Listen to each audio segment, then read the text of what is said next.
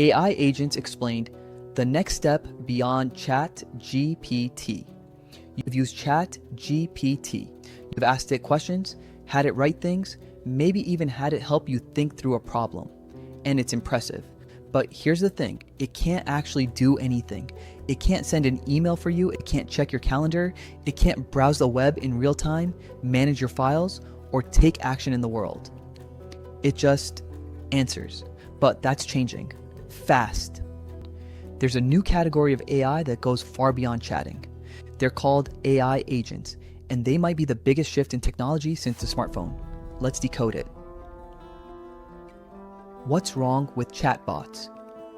To understand why AI agents matter, you first need to understand the limitation of a standard AI chatbot. When you open ChatGPT and type a message, here's what happens. You ask, it answers, conversation ends. Next time you open it, it remembers nothing. It knows nothing about you. It has no idea what you did yesterday, what's on your schedule, or what you actually need. It's reactive. You have to go to it every single time and tell it everything from scratch.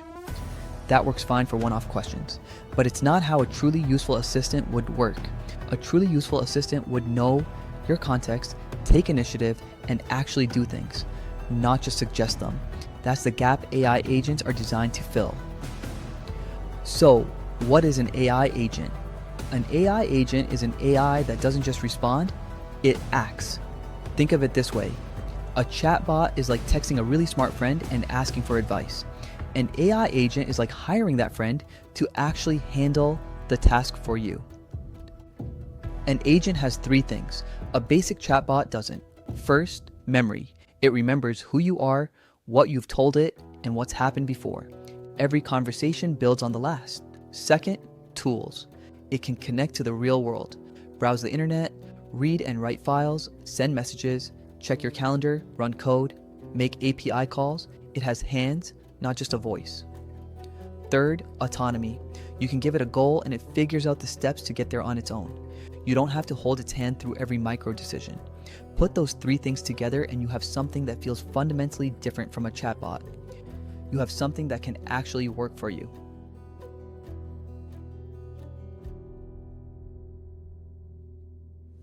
Real-world examples.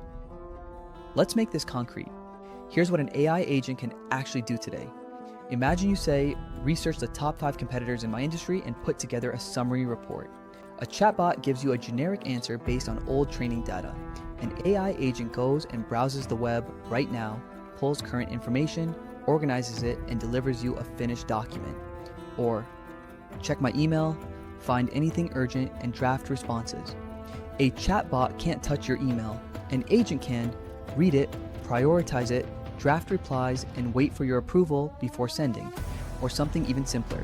Remind me every Monday to review last week's numbers. A chatbot forgets you exist the second you close the window. An agent with memory and scheduling tools, that reminder happens every week without you asking again.